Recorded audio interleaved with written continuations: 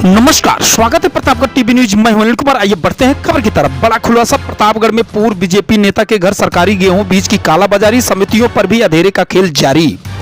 प्रतापगढ़ रबी की बुआई के पीक सीजन में किसानों के हक पर डाका डालने का एक सनसनीखेज मामला प्रतापगढ़ के आसपुर देवसरा ब्लॉक क्षेत्र से सामने आया है। किसानों को रियायती दरों पर मिलने वाला सरकारी गेहूं का बीज खुलेआम क्षेत्र के पूर्व भाजपा मंडल उपाध्यक्ष के निजी आवाज से बेचा जा रहा था। इस अवैध कारोबार की खबर ने पूरे क्षेत्र में हड़कंप मचा दिया है और किसानों में भारी आक्रोश है।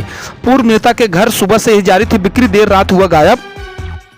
स्थानीय किसानों ने आरोप लगाया है कि जब उन्हें सरकारी समितियों पर स्टॉक खत्म का बोर्ड दिखाया जा रहा है, ठीक उसी समय पूर्व भाजपा नेता के घर पर सरकारी बीज ऊंचे दामों पर बेचा जा रहा था।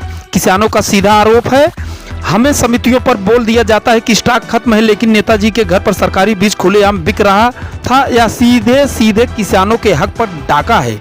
विरोध बढ़ने के बाद देर शाम आनन फानन में इस सरकारी बीज को डीसीएम ट्रक पर लाद कर ले जाया गया, जिससे यह पूरा मामला और भी संदिग्ध हो गया है।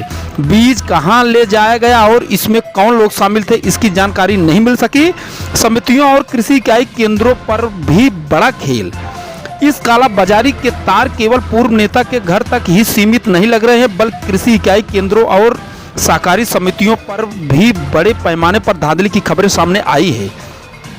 बिना आधार बिक्री। किसानों का आरोप है कि उन्हें केवल 1 या 2 बोरी डीएपी और बीज देकर उनकी बिना जानकारी के भारी मात्रा में डीएपी, यूरिया और बीज बेचा जा रहा है। अंधेरे का कारोबार। शिकायत है कि कई समितियों और कृषि इकाई केंद्रों पर देर शाम लाइट बंद करके अंधेरे में अवैध रूप से और बिना आधार कार्ड के डीएपी और बीज की बिक्री की जा रही है। यह सीधा संकेत है कि बड़े स्तर पर कालाबाजारी और अनियमितता को छिपाने की कोशिश की जा रही है। अधिकारी दे रहे हैं टाल मटोल, प्रशासन साधे हुए चुप्पी।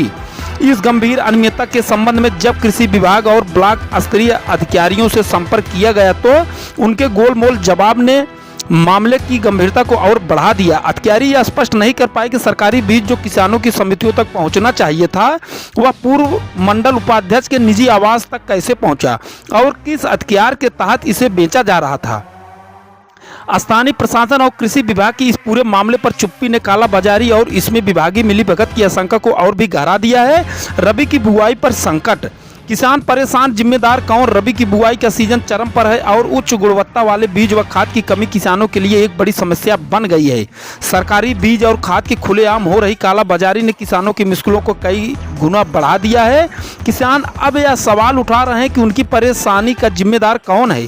किसानों ने जिला प्रशासन से उच्च स्तरीय जांच कराने और इस अवैध कारोबार तथा समितियों पर हो रहे अंधेरे के खेल में शामिल सभी दोषियों पर सख्त कानूनी कार्रवाई करने की मांग की है, ताकि भविष्य में किसानों के हक का बीज और खाद इस तरह निजी हाथों में न जा सके। धन्यवाद।